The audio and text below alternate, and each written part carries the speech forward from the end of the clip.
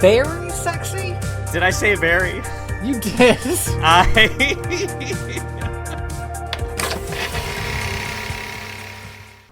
Welcome to Direct to Video. VHS? DVD extras. DVD, yes. This is a long time coming. Uh-huh. It's been a year. Over a year. No, it hasn't. I feel like it has. Well, you're allowed to feel like it has, but it hasn't. It's just so much has happened in like it has been 5 months span. Yeah. Which is a long time. So half a year ish. Yeah. Yeah.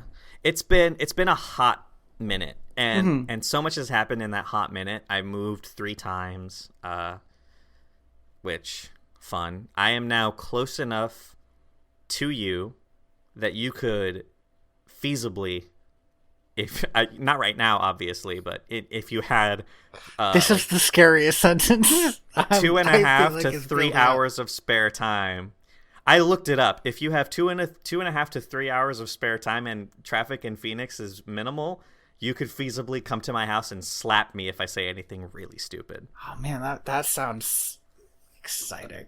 Right? I was thinking we're in the same state now. Technically, we could record in the same room. And that was like, I don't want to do that. That sounds awful. The idea of...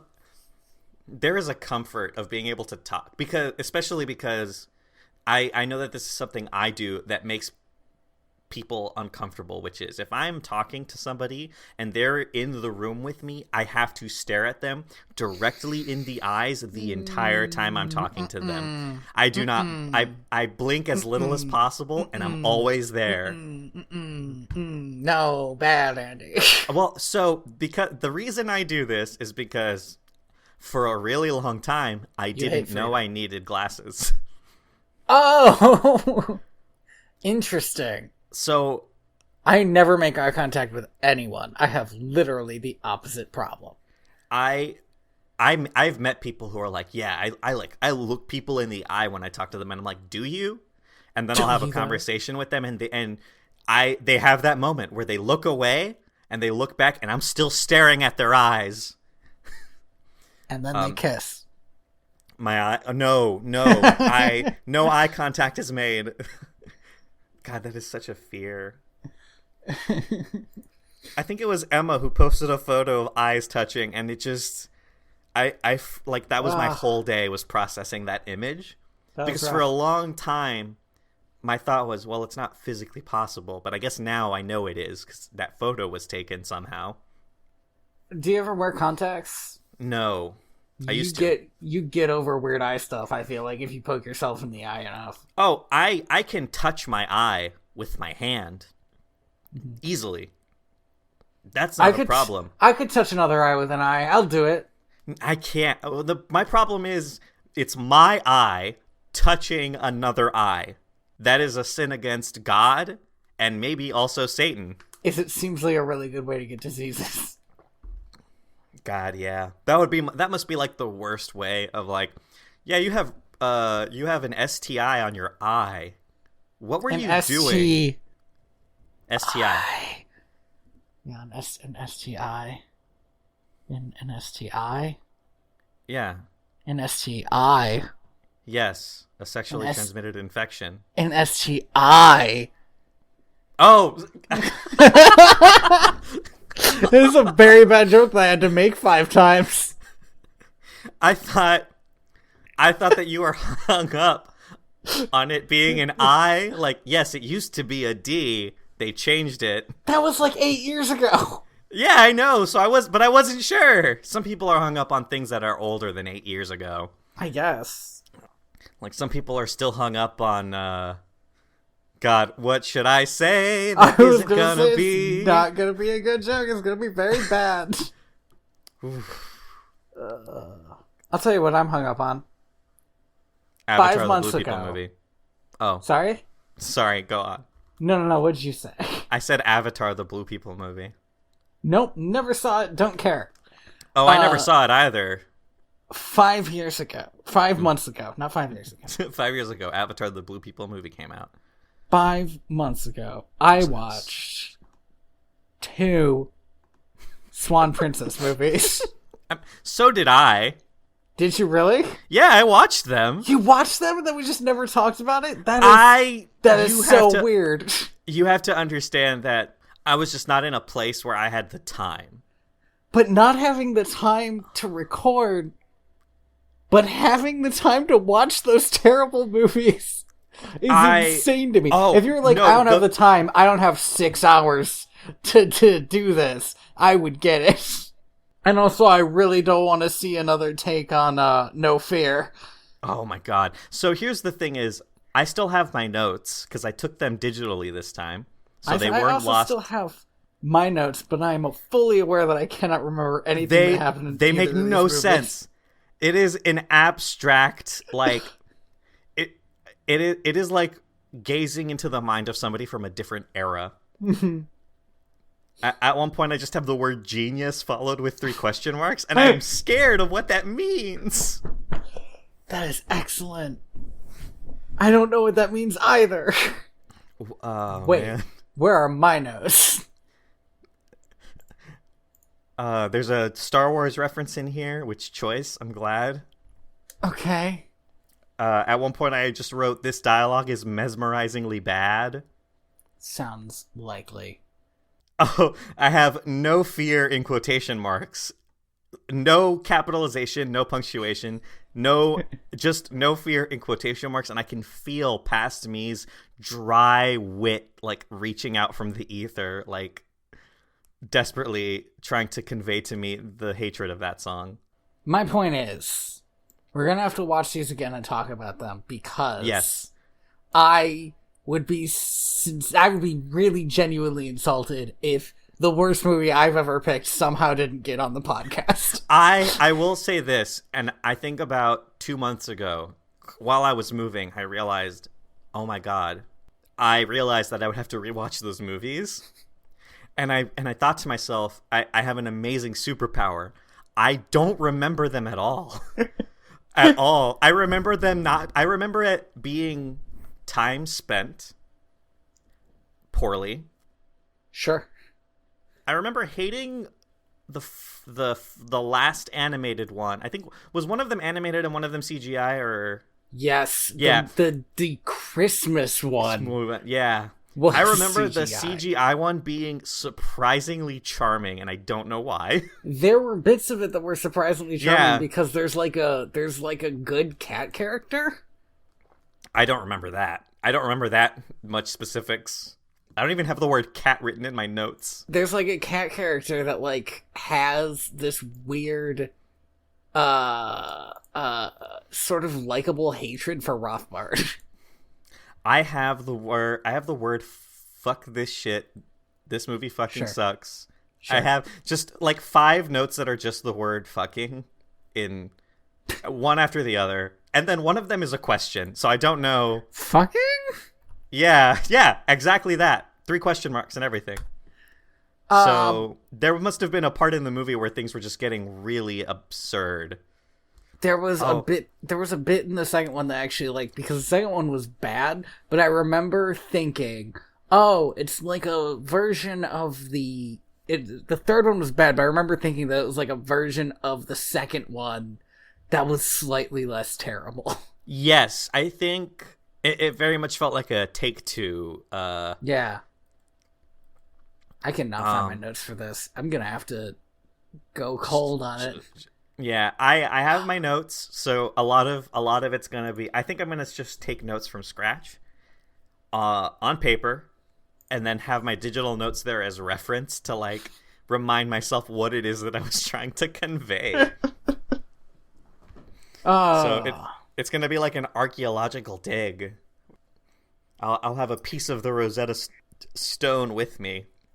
So yeah, I think, all right, so I'm glad that we're both in agreement that we have to rewatch both of these movies. I'm actually kind of looking forward to it. It's been a hot minute since I've seen a bad movie. I know, me too. It's oddly exciting.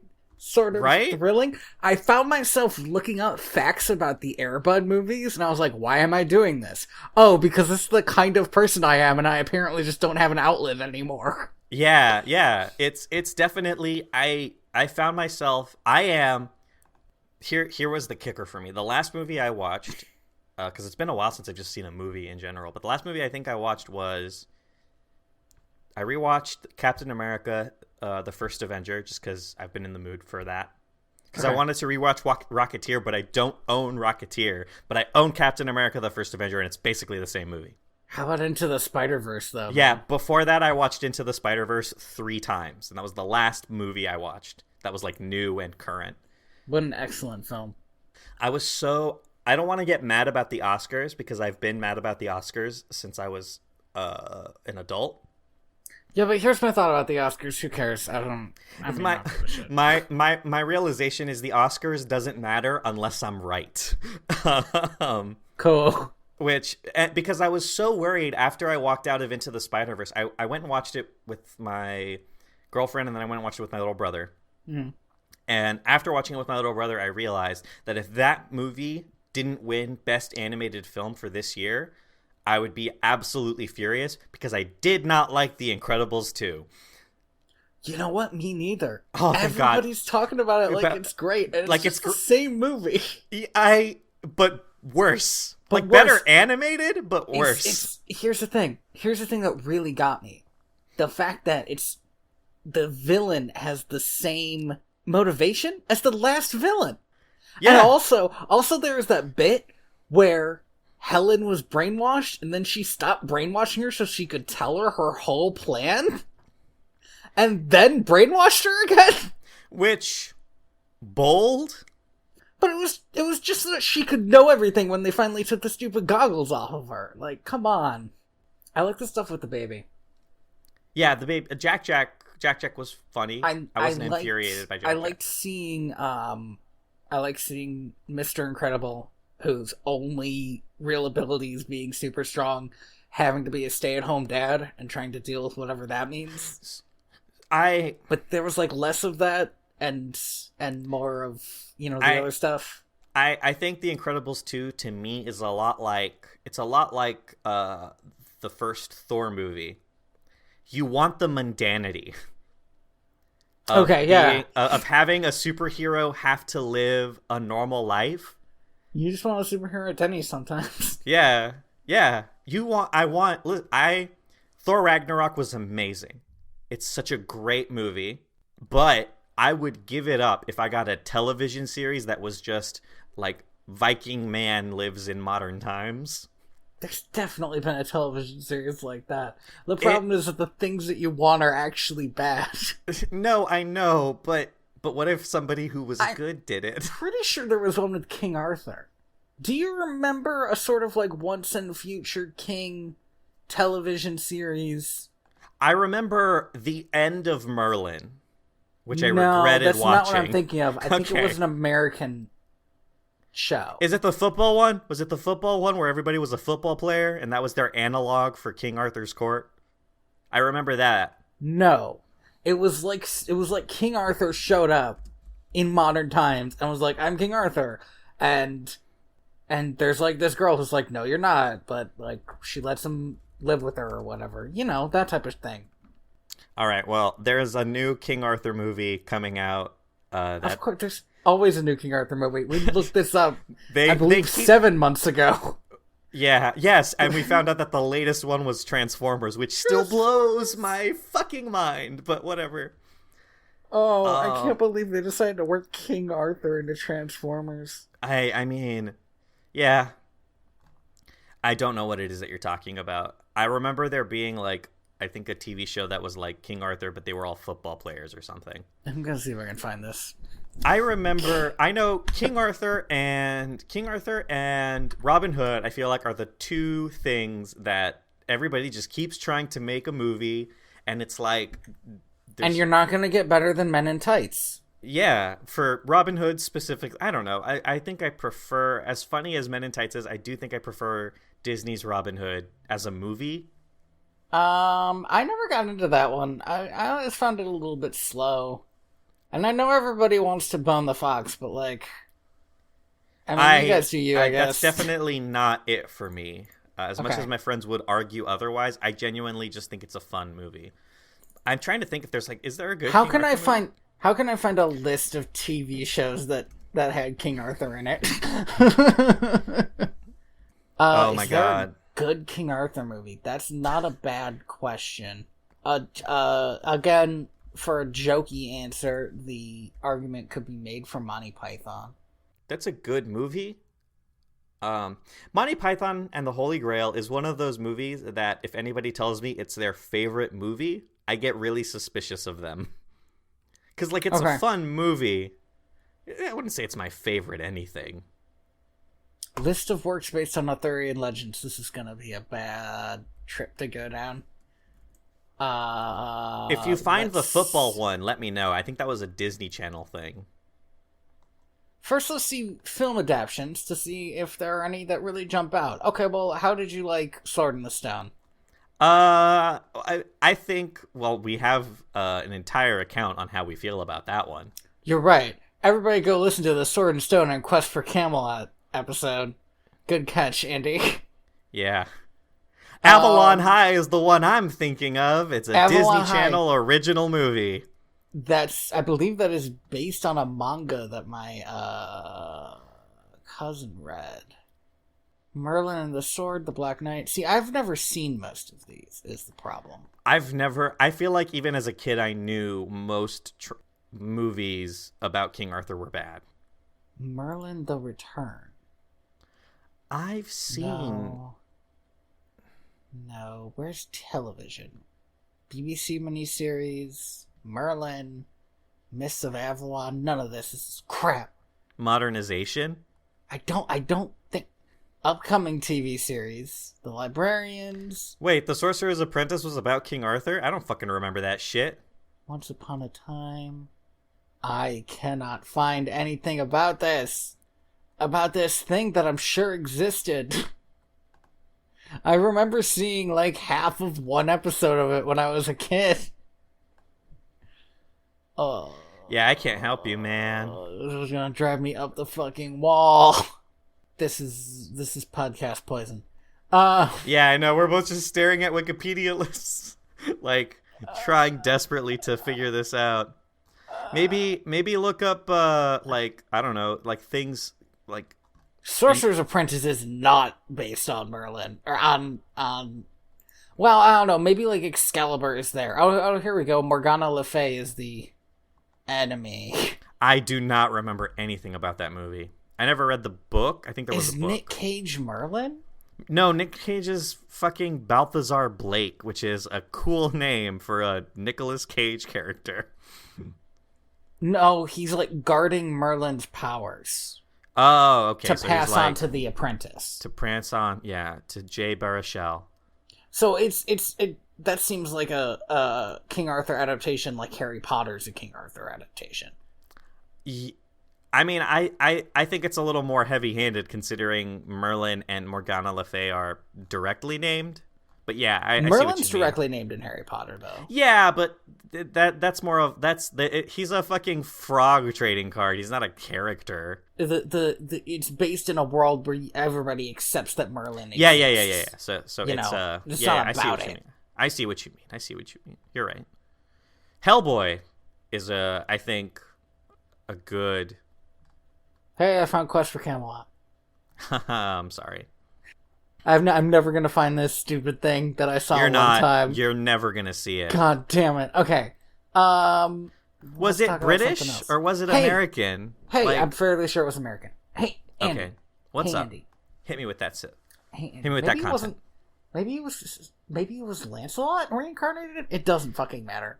It makes more sense that it was Lancelot. I feel like Andy, it is. That sounds familiar to me, Lancelot reincarnated. Late February. It is. It is almost the end of February. What would you call your game of the year for 2018? My game of the year? I didn't even play a new video game in 2018. You played a Spider-Man game, didn't you? I did play the Spider-Man game. I beat the Spider-Man game in a very hectic week that was also midterms. Damn, man. So yeah, in like 30 minutes in between like tests and studying sessions, I was playing Spider-Man, and then it was done. I beat the main story. Okay. And I never fast traveled in that game once. Oh, me neither. It's too much fun to not. Not right. Also, I kept on thinking whenever I like had to get somewhere that like, okay, but Peter Parker would definitely stop all the crimes along the way. Like, there is so much crime in New York City. I was like, you can't ignore all these crimes. When all the prisoners were around, I was like, I gotta round up these prisoners, and then I gotta stop the Nazis from just arresting everybody. Yeah, I remember talking about this game before with you. I believe, yeah. In fact, there's a podcast episode called 1 Star Off for the Surveillance State. Right, yep, that's right. That's right. I was going to say, did I talk about the fact that I fucking hate the surveillance state bullshit that the NYPD are doing? Cool, I'm glad that I did. Yeah, I basically played that game and Monster High were my 2018 video games. By the way, love Monster High, do recommend. I need to play it. I saw you talking about it, and it was one of those games that I knew once it came out that I would need to touch it. I'm in a weird place in my life right now where I don't have a computer that can do video games right now. What I want is not in that state. Genuinely want is Monster High is a competitive romance monster game, and I want to play it with 4 players. Yeah. It seems like so much fun. I just found out that you can't romance the Slayer, which you don't know anything about the game, I don't think, but like that was a big deal for me that you can't romance the Slayer. Yeah, I don't have anything I can say to that. It was so depressing. Well, because the point of the game is supposed to be that you have these 6 characters that you can go after, but you can find secret endings with every side character. Huh. But not the Slayer. But not the Slayer for some reason. Interesting. I think it's because she doesn't actually go to school there as much as she hunts the people who do. I, personally, if I was, and I think this says a lot about me in general, if I was a monster, I would be so attracted to the person trying to hunt me down and kill me. Well, here's the thing about the monsters, though. Everybody's killing everybody. Oh, okay, so it's not even like a new thing. No, it's like one of them is a demon, and he routinely sets the school on fire. There's a Gorgon who, if you do a certain quest line, can start running a mob empire. Mm-hmm. It's all great. Did you see the bit where I was talking about how Emma got the mermaid killed? The mermaid princess killed and brought rise to the proletariat. Yes. It was great. I got a bunch of unlocked pictures of the funeral when she did that. Oh my god, that's amazing. Oh, it's awesome. I'm sorry. I'm like currently going through. This is also kind of podcast poison for a bit, but I am currently going through all of the games released last year. I felt like refresh myself. I had a moment where I was like, I better bring some extra energy because Andy has checked the fuck out. Yeah, no, it's fine. And I also have nothing I can say about this game because I haven't touched it at all. Yeah. Like, I don't even know anything about it. So here's what I'll say. The only 2 big AAA games that came out last year that I played were God of War and Spider-Man. I flirted with Monster Hunter World for about a month, and then I returned it for for a different game because I couldn't do the online stuff. Like I loved the game mechanically, but then the entire time I played it, I was like, I wish this was single player, because fuck multiplayer. I hate it so much. That's how I felt about Battlefront 2. I think between God of War and Spider-Man, I would say God of War is more likely to be my game of the year, which is surprising because before this game, I hated that series. But it was a fun game. It had a good story. It had a great ending. There was no part of the game that made me as angry as a lot of the stuff in Spider-Man that made me angry. There was only one thing in Spider-Man that made me really angry, and it was the fact that whenever the Nazis showed up, he was like, guys, we should be on the same side. Yeah, right? And I was like, what the hell, Spider-Man? No, you shouldn't. These guys, they call themselves police, but they're really just... They're not. They're mercenary. They are a violation of civil rights in the United States. Seriously, what the hell? In vaguely human form, and every chance I could, I would throw them against exploding vehicles and web them to them. I was so mad that he made up with the leader, and I was like, who cares? So she has boobs. So that's very in character for Spider-Man. Oh. Because he does that in the comics as well. Although in the comics, he definitely is more on the side of, fuck your mercenaries. Hey, did you know Spider-Man is 2 people now? What?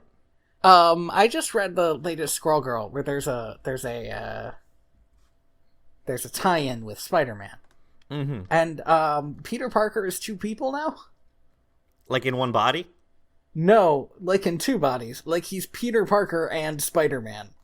He has been split into Peter Parker, boring regular person, and Spider-Man. I did not hear about this. It's very... I don't know how the actual comic run is, but it seems like a very weird premise to me.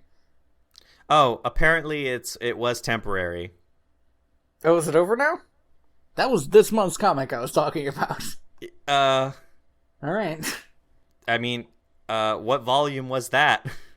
Well, it was a Squirrel Girl. Oh, right. So. It was a tie-in. So, yeah. Well, it says here volume 5, so it was not a long series. Okay. Thankfully. I do know that there was a really long time where he wasn't married to Mary Jane. Yeah, I know. No. Where him and Doc Ock were in the same body. Oh, yeah. And that was like years that lasted. Like Doc Ock was Peter Parker for a while. Yeah. Yeah. But then over the course of the series, Doc Ock lost his sense of self and then basically became Peter Parker for real, and then Doc Ock died. But it was like a mental death. I think that was an episode of Heroes. Okay, but I don't like Heroes, and I don't want to talk about it.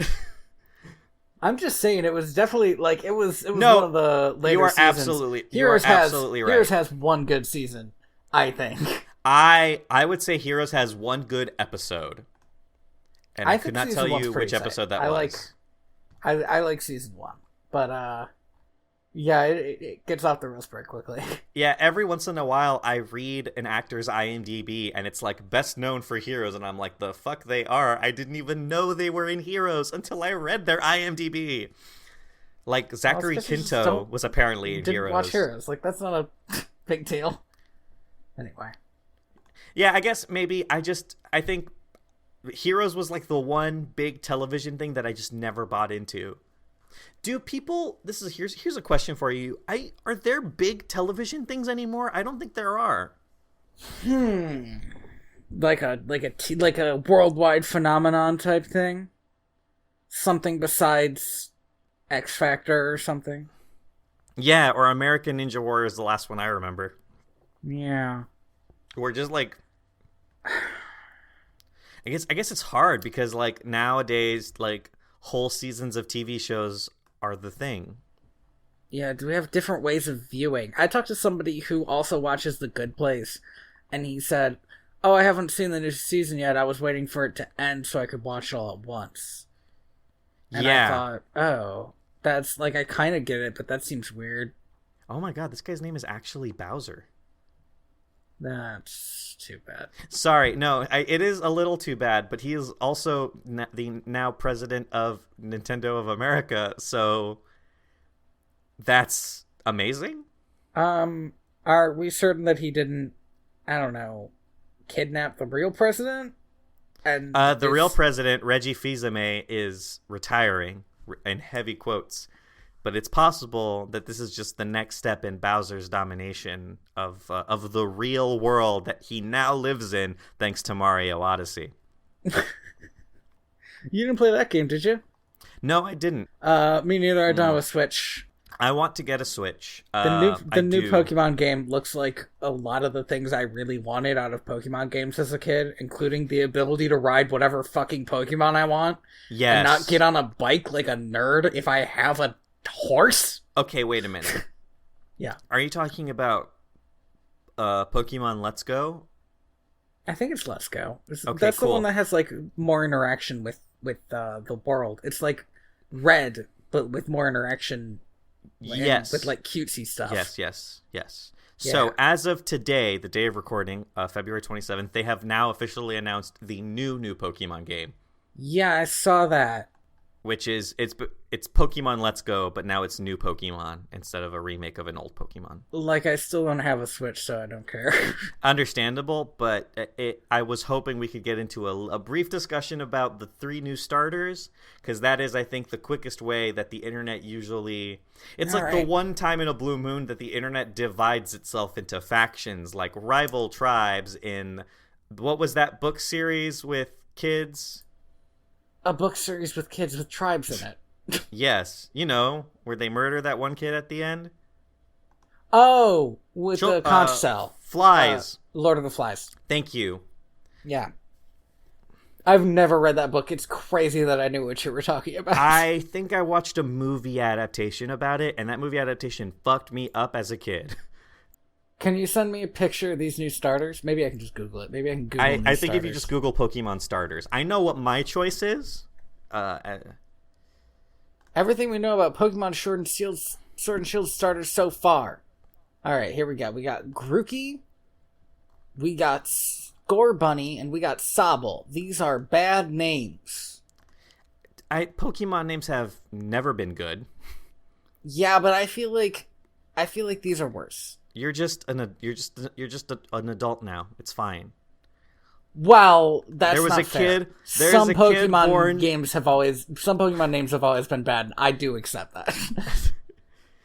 There is a kid being born today that thinks these names are great and will defend them to the death in about I'll tell you 10 what, to 20 years. I hate this weird ass Bugs Bunny guy. I'm so mad. That's my favorite one. I love it. But look how he's standing. He looks like he's gonna bite into a carrot and say, "What's up, Doc?" It's fucking love weird. it though. I love it. I love that it's got Bugs Bunny's feet and everything. It's adorable. I think I like Grookey, but I also hate pure grass type Pokemon.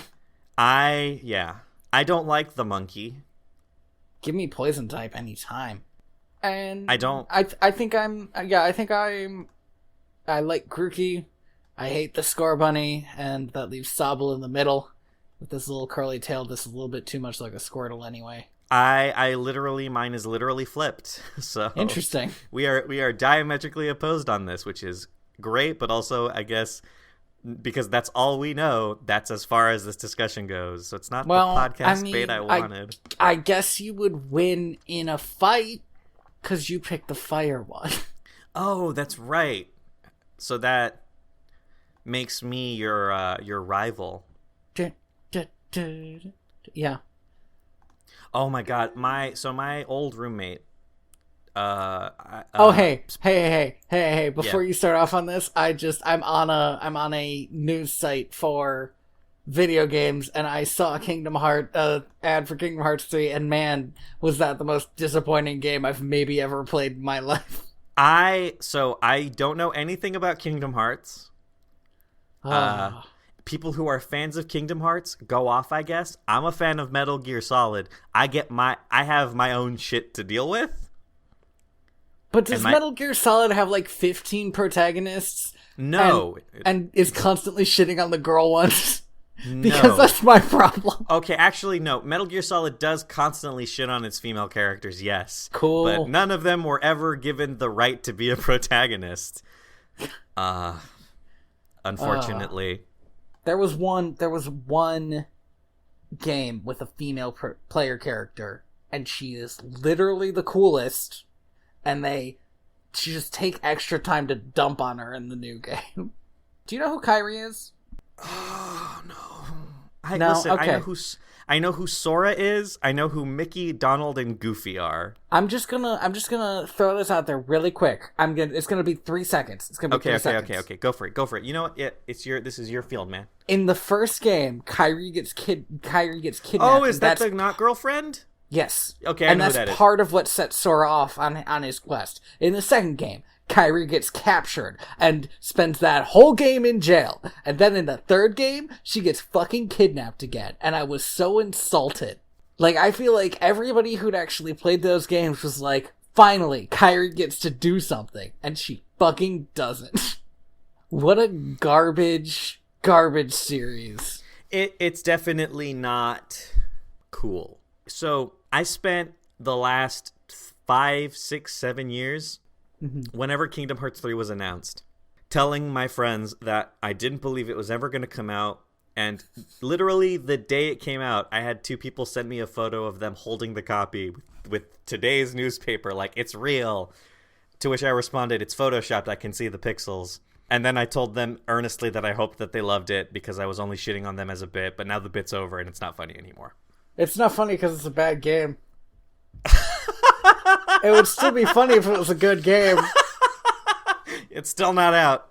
It's still not out, Tony. That was a fake game that they released. Oh, man. And that the real Kingdom Hearts 3 is not out yet. That would be so good because it was actually gameplay-wise very good. And if the fake game that was released had gameplay that good, and then the story just wasn't bullshit.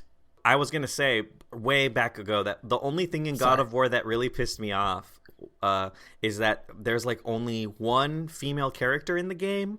Mm-hmm.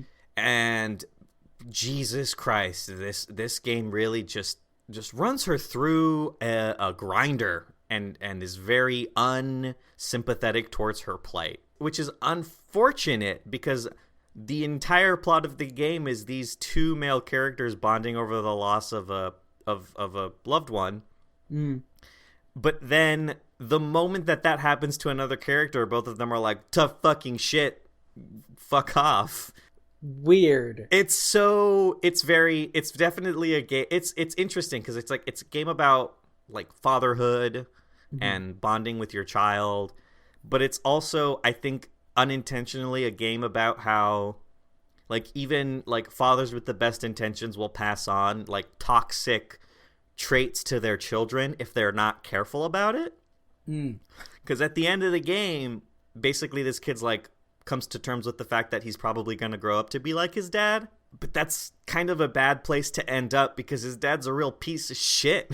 Yeah, that was my understanding of him. He's a reformed piece of shit in this game, but at the end of the day, you know, he didn't become a good person. He just stopped being a bad person. Right. That's not the same thing. It's not the same thing. And I found myself so interested in like this being a game about a dad raising his kid, entirely pretty much directed by this one, like with the creative vision of this one director. Again, like video games are the creation of like literally thousands of people, obviously, that helped make this big game. But the story-wise, was like the creative vision of the director of the original God of War 2 and this game. And it's so interesting to see how much he has changed in terms of what themes he's pursuing, but also the themes that he, as like a male, cannot let go of or doesn't realize are there. It was just very interesting. Especially because I hated God of War and God of War 2, but I absolutely loved this one. Interesting. Even with all of its problems, there was something about it that just... It also had, like, I'm not a big fan of Greek mythology. I didn't have a Greek mythology phase growing up. I thought everybody had a Greek mythology phase. I had a Norse mythology phase growing up. Sure. Which this game is. This game is Norse mythology. So I was 100% like, this is my shit. Yes, let's talk about Thor. We never talk about Thor in this game. Spoiler alert, Thor is not in this game. Which, cool. I get it. It's such a cool thing that they did that because I Thor's feel like such a saturated character. And I feel like they definitely had to spend this entire game. I'm glad that Thor is not in this game at all. He shows up, I think, like in a post-credit scene, maybe. And by the time he shows up, you have spent enough time in this universe that your first thought isn't, well, that's not Chris Hemsworth. So good on the game for taking their time and holding back a little bit. They definitely focus on smaller characters in Norse mythology that haven't been overtaken by Marvel's kind of thing. If you're looking for a good third-person like fighting game with Norse mythology in it, God of War 2018 is awesome. If you're hoping to find a game that isn't heavily steeped in like pretty shitty like masculine tropes sometimes, hey, it's still a God of War game, so pinch of salt. But it is a pretty game, and it's beautiful in some places. It's got one of the strongest first hours of a video game I've played in a long time. It doesn't drag. I'll tell you what I've been doing is maybe about every other week I've been getting together with a bunch of people online and doing a role-playing game. Mm-hmm. And you want to talk about getting all up on yourself with masculinity. I have been playing a fairy princess for the better part of a year, having the time of my fucking life. In the last session, I got to yell at my forest god / dad. Nice. About the fact that he was dying and refused to let me help him. I think something that I told one of my players once as a joke, but I genuinely believe is true, is everybody who plays a female character in an RPG finds daddy issues. Even if you don't think you have any, you find them. And I put this one on my GM. I didn't say that he was dying. No, I know. They came up with that. I don't think I don't think it's like a projection thing. I think it's great, it's definitely something that I've noticed my players doing. Whenever any of my players who doesn't normally play a female character plays a female character, all of a sudden they're just like throwing things at me, and I'm just like, God, it's so easy to give you daddy issues, and I know, and that's not on them. That is partially my fault as well. That is so interesting. The funny thing about that is that, like, the last time I played an RPG, which was Dungeons & Dragons with you, mm-hmm. years and years ago, I will say, with trying not to throw too much shade, it was pretty poorly run from all sides. Yeah. I don't think the storytelling was very good. I think a lot of us were unsure of ourselves and like how much we could push against the story and how much we were on rails and stuff like that.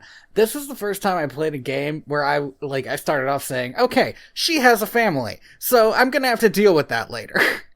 I've recently realized in the past couple of years that I prefer building worlds for players to fuck around in than being an actual player, because I like the power of being able to tell my players that's canon and here are your consequences. Interesting. It's also just a good, like, for me as a person who I want to be a better writer, it's good practice. And as a person who does a lot of kind of like improvisational storytelling, mm-hmm. inside of D&D, I feel like it's helping me become a better writer outside of it. Because my problem with writing has never been writing. I can write. My problem with writing has always been the step before writing, which is what story am I telling? That's interesting, because I always have come at writing from a different angle. And it's a reason why I'm not sure if I would make a good GM, which is I will take a character that I like and I will put them in a story, and I'll basically say, okay, you go. You just go. You do it. Yeah, you're and a I'll just character, go do things. I'll start writing like what they would do. And then they do something, and I'm like, okay, well, I guess that happened. So I basically write like I'm a player character in a game anyway. Yeah, as a person who plays video games, I can't do that. To me, characters are... Programming is an analogy that I don't like to use because it makes it sound really like I am a computer. But that's not what this is. But it's like building a playground, mm-hmm. and the protagonists are the kids who you see playing in a playground that are breaking shit. And you're like, okay, wait, stop doing that. So you need to ask yourself. You sound like such a fucking computer right now. God, that's why I didn't go. That's why I didn't go with the programming analogy, by the way, because I got cold feet about it. But so I went the playground analogy instead, because kids who play in a playground and follow the rules of the playground aren't interesting. I mean, they're God, yeah, your kids aren't interesting, is what I'm saying. But way to go, asshole. But the thing is the kid that breaks those rules, consequences have to be levied on them. You know when a kid climbs on a jungle gym for the first time, and they get this sense of accomplishment, and their eyes get so big, and they start laughing, and that's not interesting. No, it's not. Fuck you. No, yeah, that childhood glee you had when you went down the slide. There are 7.1 billion people in the world. Probably 5 billion people have felt it. You're not special. But hey, that one kid who when they got to the top when they got to the top of the jungle gym thought, I'm going to jump off the side and land on my face. That's a protagonist. And he's more of a protagonist if he convinced... This metaphor has been getting shittier and shittier as we go on. You just insulted, like, everybody and praised dumbasses. No, but that's the thing is, a dumbass is a protagonist because they're the ones that break the status quo. They're the ones who have to be punished either by society, by nature. They're the ones that have to go on a journey. Because they broke something, whether it's the rules or themselves. I cannot get behind this. And they are more of a protagonist if they can string somebody along with them. Some poor sap who just keeps telling them, no, please, Mr. Frodo, just follow the rules. No, Sam Gamgee, I'm jumping off this jungle gym. The metaphor got scarier and scarier as you talked about two people doing something together. The jungle gym is the volcano. Right, and, but I'm wondering if the jungle gym might also be a podcast. This was your idea, though. Am I the person being strung along, or am I the idiot? This podcast was your idea. Was it? All right. I don't remember. I basically ascribe it to Vita. Yeah, I mean, it's Vita's fault. Definitely. But Vita isn't here to either defend herself or offend us. So I don't want to involve her in this conversation. My messages. It's your fault. It's my fault? No, I'm just typing that to Vita. Oh, okay. I thought you were blaming. I thought you were going through like an archive of all of our messages, like you were a plaintiff at Watergate. No, sir. This is the email I got from Andy, where he said he started it. Wow, that's actually very politically relevant for today as well. Politics. Anyway, I've been listening to a couple of our old episodes, and man, do we lose energy whenever somebody mentions politics. So, yeah, I think we should start to wrap. No. Before we wrap, though, I can say with confidence, I think that. Well, before I wrap, I should stop being very white.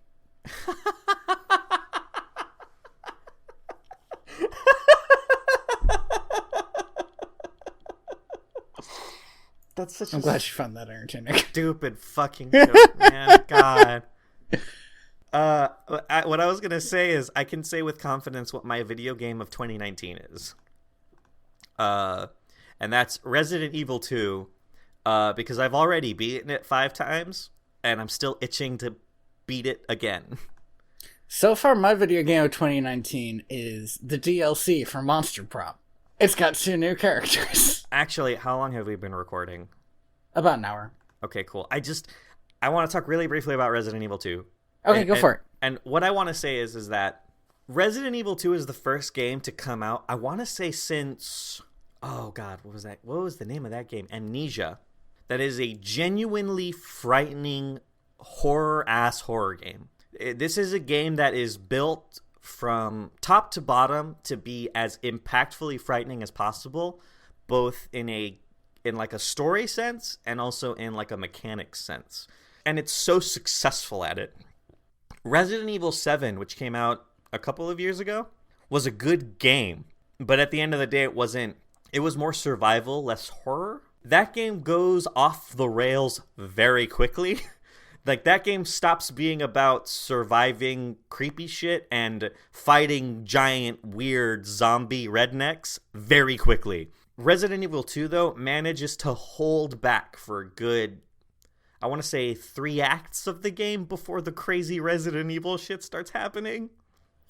I think that's a fair amount of time, too. Yeah, no, definitely. Just as a storytelling standard, that's when the crazy shit should start happening. And I will say this is that even when the crazy Resident Evil shit does start happening, it manages to stay firmly in gross horror territory, and it never hits kind of the redonkulous territory that Resident Evil 7 does. There is a point in Resident Evil 7 where, and this is a spoiler alert for Resident Evil 7. Just sorry if you haven't played it. It's really good. I don't think you're gonna. The ending of the story isn't exactly amazing, though. Where a little girl turns into an old lady, and then that old lady turns into, like, a giant flesh monster the size of Godzilla. Mm. And that's just so much to happen in 2 seconds. Uh-huh. Hey, this is a little bit off track, but, like, we've established that I'm very white. Maybe I'm not up on the lingo, but I'm fairly certain redonkulous is ridiculous when you're talking about a butt. Listen, man. When I was a kid, playing on a high school playground, redonkulous was just the word you used when you wanted to say ridiculous, but also you were a kid, and redonkulous is a better word because it has the word donk in it, which means butt. Okay. So you might be right, but it's still I think it's still a good word. I think it's a more apt word than ridiculous because of what it sounds like when you say it. Because it sounds ridiculous? Exactly. I didn't want to say that because that felt very redundant. But yeah, Resident Evil 2 is, I think, the best survival horror game to come out since Amnesia. It's like a full game, and definitely the scariest thing to come out since PT. It doesn't hit PT's highs, but it's got some great moments in it, and Mr. X is the most terrifying mechanic in a video game ever. Oh my god. Neat. I've learned about myself that I don't think scary stuff like works on me right. I get bored very easily if like story stuff isn't happening. So stuff like PT, where it always felt like you were walking for a while, yeah, really didn't get me because it was maybe I would get scared by the whatever the mom creepy the thing wife, would happen. She was a wife, I think. But then wife ghost. But then it was like 10 minutes of walking around doing nothing. And I was like, all right. When I was a kid, I got scared of everything, but I later realized it wasn't that stuff was scary. It was that I believed it should be scary, and therefore I got very freaked out. I think horror is, as a person who grew up very emotionally stunted, genuine fear was an emotion that I attached to because it was one of the few times in my life where I felt something very vividly and could ascribe a word to it, which is a very depressing sentence. Yeah, it's kind of rough. It's kind of a rough one. But it's as an adult now who's much more, I think, emotionally stable, I still find horror to be a very it's almost like a comfort food feeling now. Sure, it doesn't ask a lot of you. Yeah, and besides just being a little spooked. Yeah, and I think it's also just, I find it fun to be scared, especially in a video game situation where there is nothing I can do to disassociate myself from the fear. Because it's me. I'm doing the thing.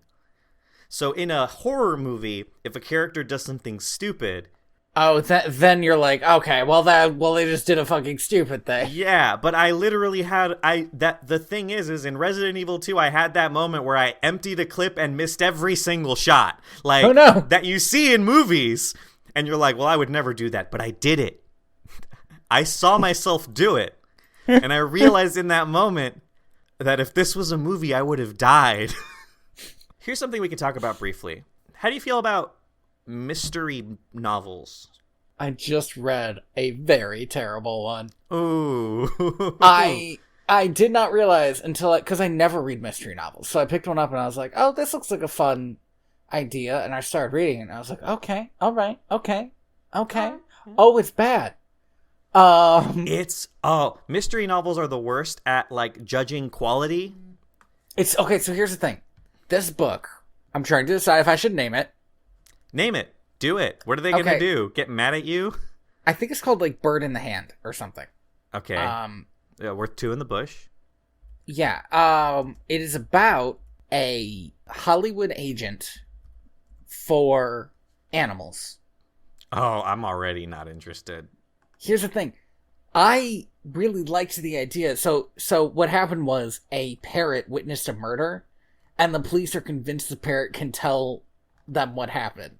And so that's why this Hollywood agent gets wrapped up in it. And I was like, okay, that's a fun idea. It's like, oh, they're misunderstanding how the whole repeating thing works, and she finds herself having to solve this case because they don't get it.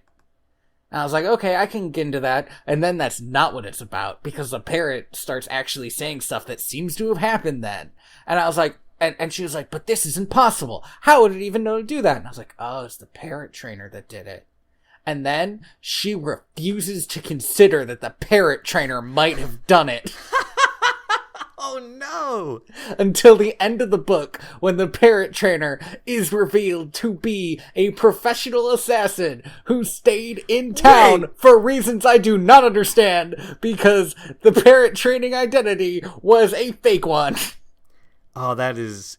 Okay. It was so hilariously bad that I got to the last chapter and just stopped. I was like, I don't care how this wraps up. It is too dumb. So, that is so hilarious to me, because in the first Phoenix Wright game, the final case, and I'm so sorry that I have to spoil this case, because it is the best case in the first game, and it's also the last one.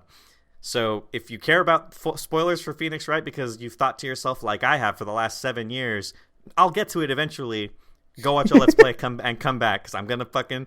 In the first Phoenix Wright game, one of the characters has Alzheimer's, or some form of debilitating memory loss due to their old age and a disease, right? So I'm just going to say it's Alzheimer's. Yeah, or like some kind of dementia. Okay. Yeah. I got it. And so you find out that the way that they have gotten through their dementia is they own a parrot, so they tell their parrot things that they want to remember. And so you spend like the last half of the case in the courtroom trying to get the parrot to say what it witnessed, because the parrot is the key, because the guy witnessed the murder, and because he knew he would forget it, told the parrot. That's a really good use of that. That's an interesting idea. Right? I like that a lot, actually. Which is funny, because most of the plots of Phoenix Wright games are so stupid that they're another thing I never really got into. I think the first Phoenix Wright game is the best one, followed by Apollo Justice. Okay. I would say those are the two you have to play.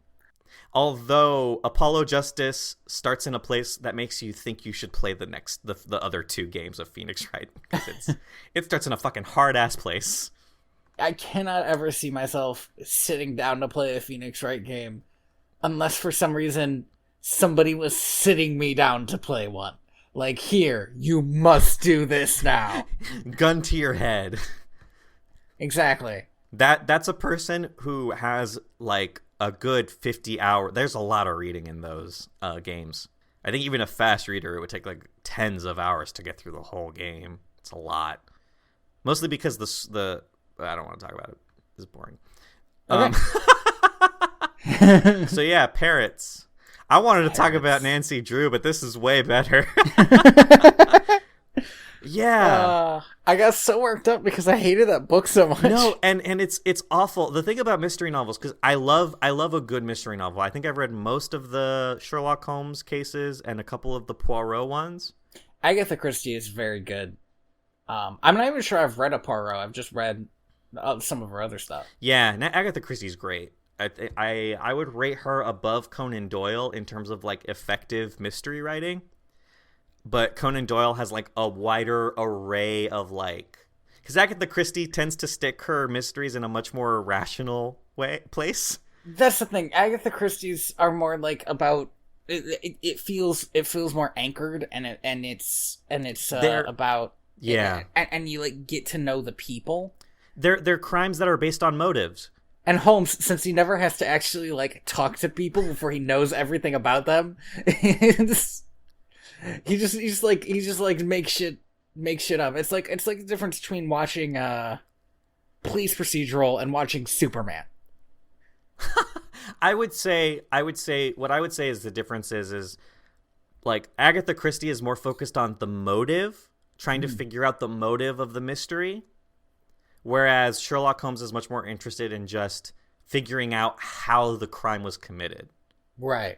And I think that's fair. Also, that's what you're supposed to do. Did you know that? What? Figure out how the crime was committed? Yeah, that like police don't really care about motive, but because anybody can have a reason for killing anybody. Yeah, I know, but when you like, that's why one of the reasons why I love Agatha Christie novels is because the whole book is you following the characters and trying to figure out whose motive was the one that drove them to murder. Right? Like, who had the sufficient motive. And I know, like, in real life, that's not how it works, but also in real life, police, don't look at dirt stains on shoes, so it's like, it's whatever. Yeah. I mean, they do, actually, but not, like, in that way. They're both effective ways of writing a mystery, but both still fall under the same flaw, which is you don't know that the mystery is stupid until the end. So a mystery novel I read a fucking I have it on my bookshelf.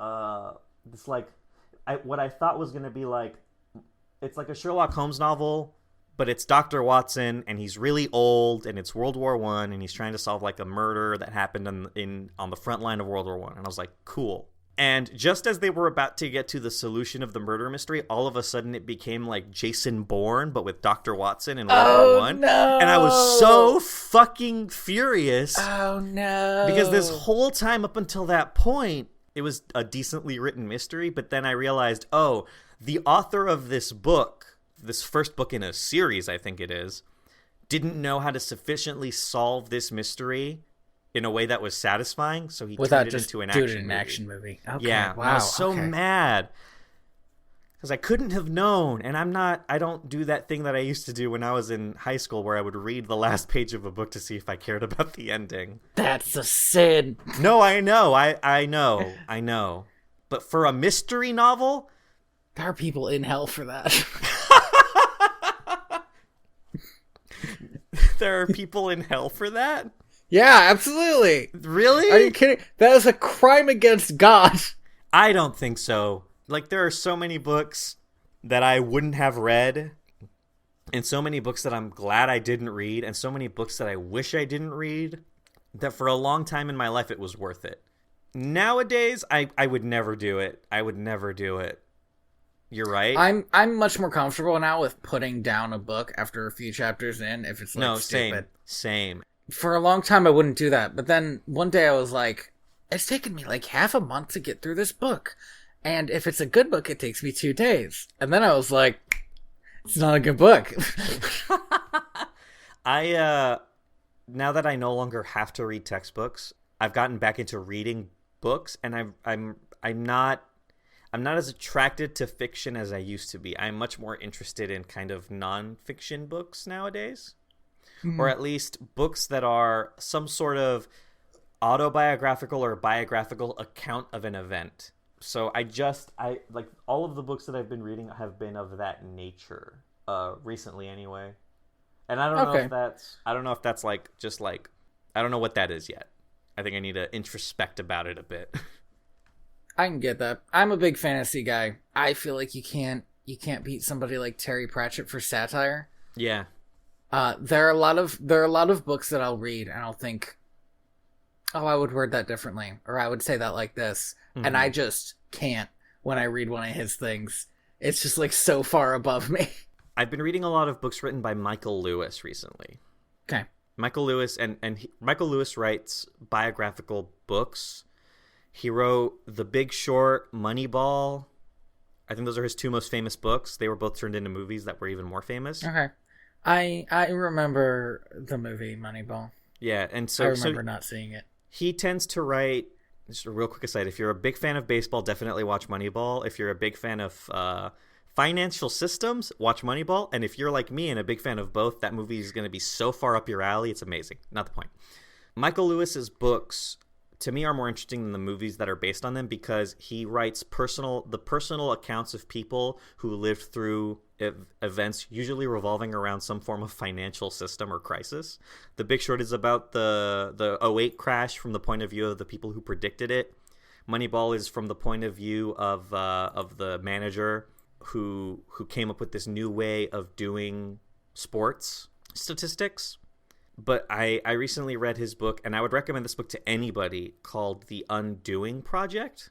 It is such a beautiful story. And the reason I love Michael Lewis is because he has a prose that I am very jealous of, where he manages to take very complex ideas and break them down in a way that doesn't feel like you're being talked down to, but also doesn't eliminate the complexity of the ideas that are being presented. And I'm so jealous of it because as a person who I've spent most of my life writing academic papers and essays, it is something that I strive for in my writing, even when I'm writing fiction, which is clarity. It should be accessible to as many people as possible, but without being belittling. Yeah.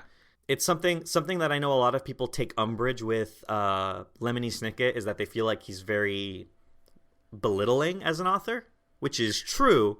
I can see that, but I also don't think it's true. I feel like that's a bad take. No, I think it's a bad take because part of the reason the book is written that way is because the character of the narrator, the character Lemony weird Snicket. Fucking person.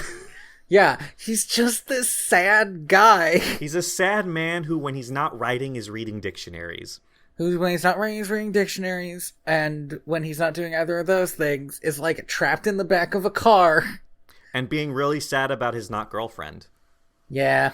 Which, I get that. The reading dictionaries part. Been there, though. I've been sad about my not girlfriend before. Every day. I sit up at night.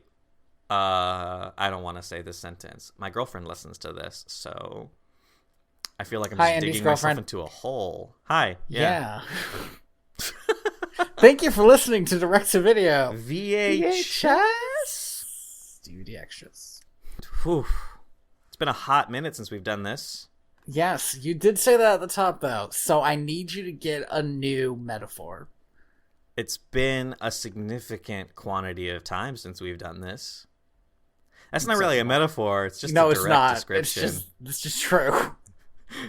I'm vamping until I can get the list of things we need to do to wrap up an episode. It has been a wizard's age. That's not really a metaphor either. A wizard's age sounds like a couple thousand years to right? Me. I would go with 100, not 1,000. But what if he turned into a tree stump like Merlin? Then how long does that thing live? I thought he didn't get turned into a tree stump. He got trapped underneath the root of the tree, I thought. Man, who cares what happened to him? You know what happened to him is he was a horny old man. That's what happened to him. It's true. It's the truth. So I have been Andres Reyes. And I've been Tony Robusto. You can find me at royalty_Valens on Twitter. You can find me at TheaterBets on Twitter. And you can find the comic that I do, inspiredbytrueevents.org. And also, new thing, add this to the list, Andy. Mm-hmm. We now have an email at mail@direct2.video. Oh my god, I was actually going to ask you about that. Yeah, that's awesome. I figured we were gone for like 5 months, better do something. That's awesome. That's great. Yeah, if you have any movie recommendations, any bullshit you want us to watch, make sure it's a kid's movie and send it our way. If you want to send us some kind of correction, send us a correction in the email. We'll definitely read it. And when I say correction, I mean you got this fact wrong, not actually this is the best video game ever, and that's not a correction. I don't want to read your video game review. Send it to Kotaku. Wow, that was really mean. Send us corrections on grammar, because honest to God, it keeps me up at night. I know, definitely. And if you think we're saying hey too much, keep it to yourself, please. I have gotten really in my own head about when to use fewer or less. Yeah. And it's not just that I'm in my own head about it, it's that I'm in everybody else's head, and everybody else is doing it wrong. So yeah, you can, that's mail@direct2.video. Yep. That's awesome. And yeah, you can find all of our stuff, previous podcasts and some outtakes, as well as I was going to say a flavor saver, but that's not what I wanted to say. A teaser? That's not it either. A vignette? I think teaser's fair. We have a couple like clips. It's like a trailer. But you can find all that stuff at direct2.video. This next bit is usually your thing, so So well, here's the thing. There's a distinct possibility that our outro music will be Penguins on Parade as usual. There's another distinct possibility that it's actually Planet E off the album Trappist 1 by Lee Rosevere, because I fucking love it. I love that name. Also, Trappist 1 is one of the least interesting star systems out there, but I know it by heart because it's one of the few star systems that are within, I believe, 100 light years of our solar system. Fun fact. He wrote a song for each planet, and Planet E is the best one. And that's so cool. I might be using it on the podcast from now on. Hey, you know what? Let's. That's a good separation point. I think. We've grown. Yeah. We've grown farther. From time wise from where we used to be, and yet closer to each other geographically. We have grown farther apart emotionally, but closer physically together. On a global scale. I do think at some point we should do an episode where we're in the same room, and if we just put a divider up between ourselves. I forgot not to clap. I think that would, or maybe just give me a balloon to look at. Just put some googly eyes on it. Just if you give me something to look at, I'll be good.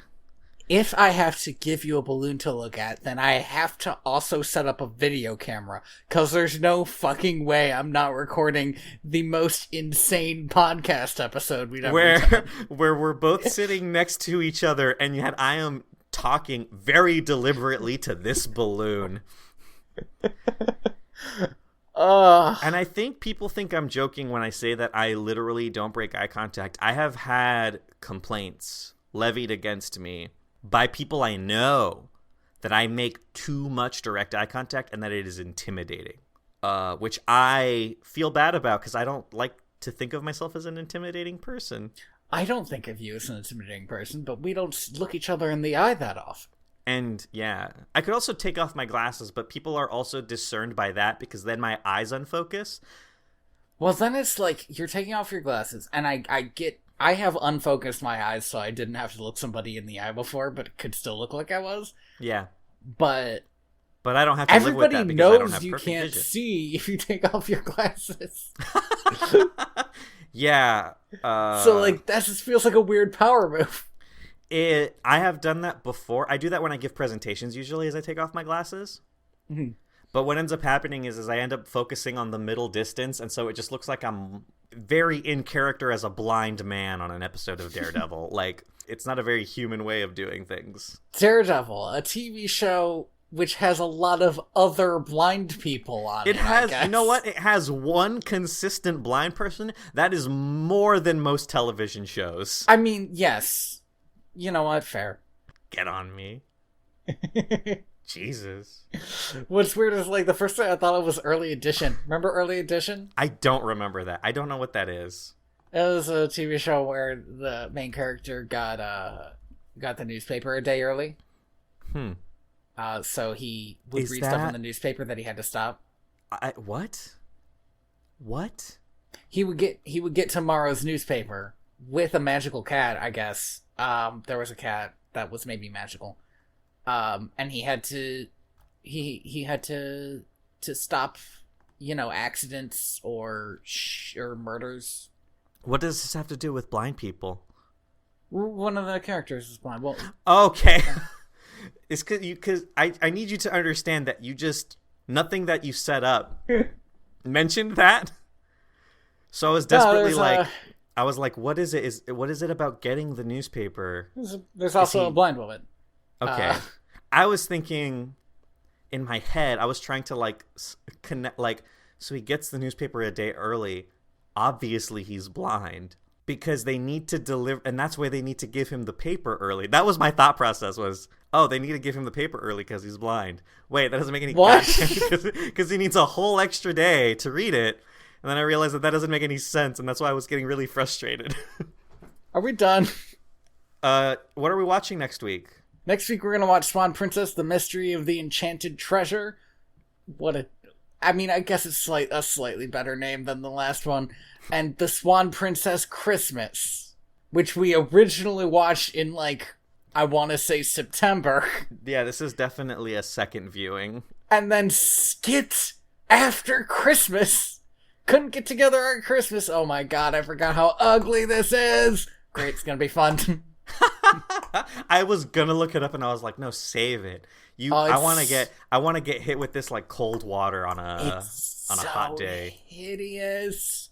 These people could clearly only 2D animate. Ooh. I am the ghost of John Smith. Did I have a thing? I thought I came up with a new thing. Yeah, you did. You said I am internet dead. Right. Well, I'm not anymore, but I'm alive and well. Internet reborn. Mm-hmm. Oh, Internet you know what I can say? I'm a mathematician. That doesn't give me any credibility on this show. But it feels good to say.